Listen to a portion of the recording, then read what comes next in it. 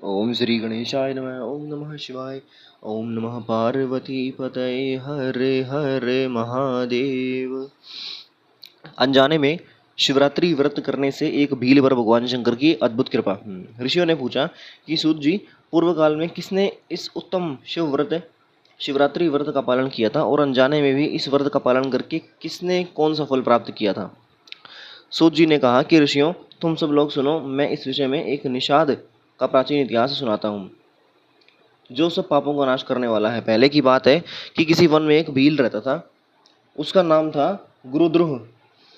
उसका कुटुंब बहुत बड़ा था और वह बलवान और क्रूर स्वभाव का होने के साथ ही क्रूरता पूर्ण कर्म में तत्पर रहता था। वह प्रतिदिन वन में जाकर मृगों को मारता था और वहीं रहकर नाना प्रकार की चोरियां करता था। उसने बचपन से ही कभी कोई शुभ कर्म नहीं किया था। इस प्रकार वन में रहते हुए उस दुरात्मा भील का बहुत समय बीत गया। तदनंतर एक दिन बड़ी सुंदर एवं शुभकारक शिवरात्रि आई, किंतु वह दुरात्मा घने वन में निवास करने वाला था, इसीलिए उस व्रत को नहीं जानता था। उसी दिन उस भील के माता पिता और पत्नी ने भूख से पीड़ित होकर उससे याचना की कि वनेचर, हमें खाने को दो। उनके इस प्रकार याचना करने पर वह तुरंत धनुष लेकर चल दिया और मृगों के शिकार के लिए सारे वन में घूमने लगा। दैव योग से उस दिन कुछ भी नहीं मिला और सूर्यास्त हो गया। इससे उसको बड़ा दुख हुआ और वह सोचने लगा कि अब मैं क्या करूं, कहाँ जाऊं। आज तो कुछ भी नहीं मिला। घर में जो बच्चे हैं उनका तथा माता पिता का क्या होगा, मेरी जो पत्नी है उनकी क्या दशा होगी।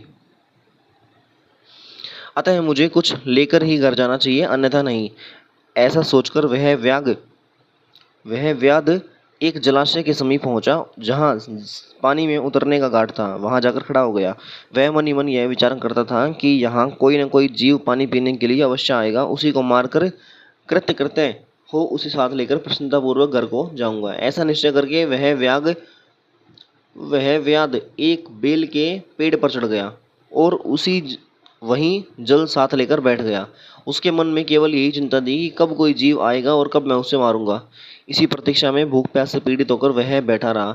उस रात के पहले पहर में एक प्यासी हिरनी वहां आई, जो चकित होकर जोर जोर से चौकड़ी भर रही थी।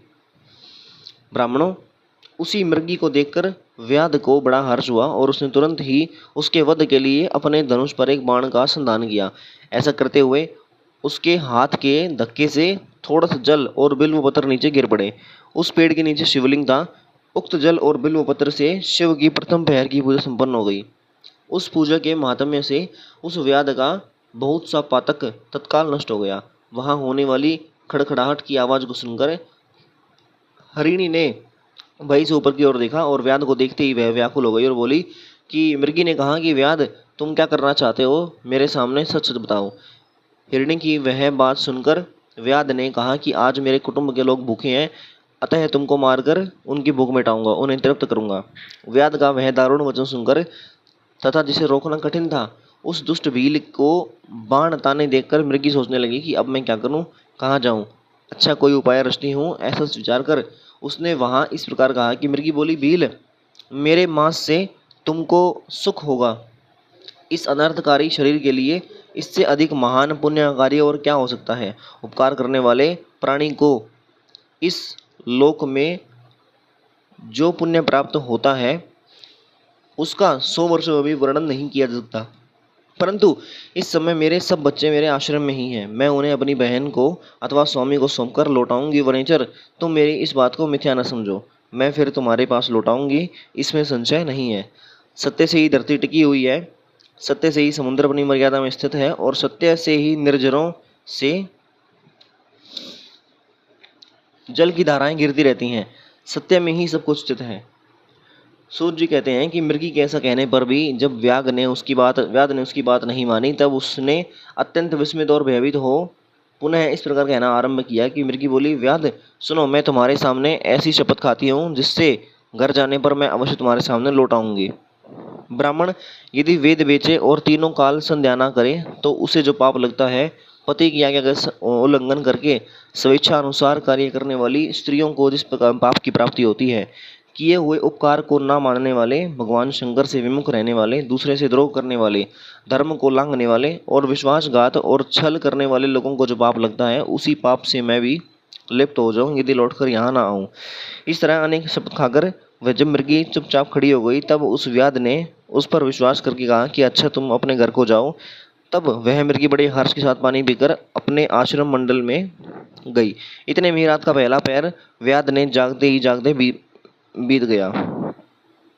तब उस हिरणी की बहन दूसरी मृगी जिसका पहली ने स्मरण किया था उसी की राह देखते हुए जल पीने के लिए वहां आ गई। उसे देखकर भील ने स्वयं बाण को तरकस से खींचा और ऐसा करते हुए पुनः पहले की भांति भगवान शिव के ऊपर जल और बिल्व पत्र गिरे। उसके द्वारा भगवान शंभु की दूसरे पहर की पूजा भी संपन्न हो गई। यद्यपि वह प्रसंगवश ही हुई थी तो भी व्याध के लिए सुखदायिनी हो गई। मृगी ने उसे बाण खींचते हुए देख पूछा कि वनिचर यह तुम क्या करते हो। व्याध ने पूर्वतः उत्तर दिया कि मैं अपने भूखे कुटुंब को तृप्त करने के लिए तुझे मारूंगा। यह सुनकर वह मृगी बोली कि मृगी ने कहा कि व्याध मेरी बात सुनो, मैं धन्य हूँ, मेरा देह धारण सफल हो गया क्योंकि इस अनित्य से शरीर के द्वारा तुम्हारा उपकार होगा। परंतु मेरे छोटे छोटे बच्चे घर में हैं, अतः मैं एक बार जाकर उन्हें अपने स्वामी को सौंप दूं, फिर तुम्हारे पास लौट आऊंगी। व्याध बोला कि तुम्हारी बात पर मुझे विश्वास नहीं है, मैं तुझे मारूंगा, इसमें संशय नहीं है। यह सुनकर वह हिरणी भगवान विष्णु की शपथ खाती हुई बोली कि व्याध जो कुछ कहती हूँ उसे सुनो। यद्यपि यदि मैं लौट कर ना आऊँ तो अपना सारा पुण्य हार जाऊँ, क्योंकि जो वचन देकर उससे पलट जाता है वह अपने पुण्य को हार जाता है। जो पुरुष अपनी विवाहिता स्त्री को त्याग कर दूसरी के पास जाता है, वैदिक धर्म का उल्लंघन करके कपोल कल्पित धर्म पर चलता है, वह भगवान विष्णु का भक्त होकर शिव की निंदा करता है, माता पिता की निधन तिथि को श्राद्ध आदि न करके उसे सूना बिता देता है तथा मन में संताप का अनुभव करके अपने दिए हुए वचन को पूरा करता है, ऐसे लोगों को जो पाप लगता है वही मुझे भी लगे यदि मैं लौट कर ना आऊँ। सूत जी कहते हैं कि उसके ऐसा कहने पर व्याध ने उस मृगी से कहा कि जाओ। मृगी जल पीकर हर्षपूर्वक अपने आश्रम को चली गई। इतने में ही रात का दूसरा पहर भी व्याध के जागते जागते बीत गया।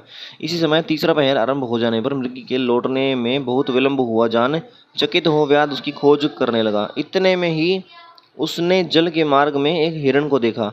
वह बड़ा हृष्टपुष्ट था। उसे देखकर वनेचर को बड़ा हर्ष हुआ और वह धनुष पर बाण रखकर उसे मार डालने का उद्यत हुआ। ऐसा करते समय उसके प्रारब्ध वश कुछ जल और बिल्व पत्र शिवलिंग पर गिरे और उसके सौभाग्य से भगवान शिव की तीसरे पहर की पूजा भी संपन्न हो गई। इस तरह भगवान ने उस पर अपनी दया दिखाई और पत्ते की गिरने आदि का शब्द सुनकर उस मृग ने व्याघ की ओर देखा और पूछा कि क्या करते हो। व्याध ने उत्तर दिया कि मैं अपने कुटुंब को भोजन देने के लिए तुम्हारा वध करूंगा।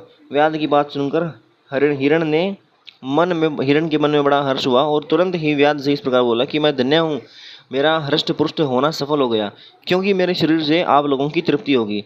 जिसका शरीर परोपकार के काम में नहीं आता उसका सब कुछ व्यर्थ चला गया। जो सामर्थ्य होते हुए भी किसी का उपकार नहीं करता है उसकी वह सामर्थ्य व्यर्थ चली जाती है और वह परलोक में नरकगामी होता है।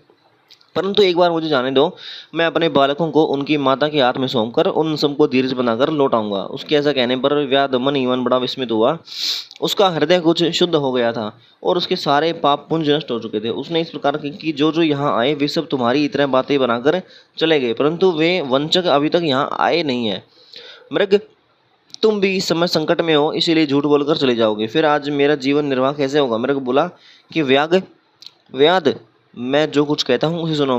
मुझ में असत्य नहीं है। सारा चराचर ब्रह्मांड सत्य पे ही टिका हुआ है। जिसकी वाणी झूठी होती है उसका पुण्य उसी अक्षण नष्ट हो जाता है। तभी भील, तुम मेरी सच्ची प्रतिज्ञा सुनो। संध्या काल में मैथुन और शिवरात्रि के दिन भोजन करने से जो पाप लगता है, झूठी गवाही देने, धरोहर को हड़प लेने और संध्या ना करने से द्विज को जो पाप लगता है वही पाप मुझे भी लगे यदि मैं लौट कर ना आऊँ तो। जिसके मुख से कभी शिव का नाम नहीं निकलता, जो सामर्थ्य होते हुए भी दूसरों का उपकार नहीं करता, पर्व के दिन श्रीफल तोड़ता, अभक्ष्य भक्षण करता और शिव की पूजा किए बिना और भस्म लगाए बिना भोजन कर लेता है, इन सब का पातक मुझे लगे यदि मैं लौट कर ना आऊँ तो। सूत जी कहते हैं कि उसकी बात सुनकर व्याध ने कहा कि जाओ शीघ्र लौटना। व्याध के ऐसा कहने पर मृग पानी पीकर चला गया। वे सब अपने आश्रम पर मिले। तीनों प्रतिज्ञाबद्ध हो चुके थे। आपस में एक दूसरे के वृतांत को भली भांति सुनकर सत्य के पास से बंधे हुए उन सब ने यही निश्चय किया कि वहां अवश्य जाना चाहिए। इस निश्चय के बाद वहां बालकों को आश्वासन देकर वे सब के सब जाने के लिए उत्सुक हो गए उसी समय जेठी मृगी ने वहां अपने स्वामी से कहा कि स्वामिन, आपके बिना यहाँ बालक कैसे रहेंगे? प्रभु, मैंने ही वहां पहले जाकर प्रतिज्ञा की है, इसीलिए केवल मुझको जाना चाहिए, आप दोनों यहीं रहें। उसकी बात सुनकर छोटे मृग बोले कि बहन, मैं तुम्हारी सेविका हूँ, इसीलिए आज मैं ही व्याग के पास आता हूँ, तुम यहीं रहो। यह सुनकर मृग बोला कि मैं ही वहाँ जाता हूँ, तुम दोनों यहाँ रहो, क्योंकि शिशुओं की रक्षा माता से ही होती है। स्वामी की यह बात सुनकर उन दोनों मृगियों ने धर्म की दृष्टि से उसे स्वीकार नहीं किया। वे दोनों अपने पति से प्रेम पूर्वक बोले कि प्रभु, पति के बिना इस जीवन को धिक्कार है।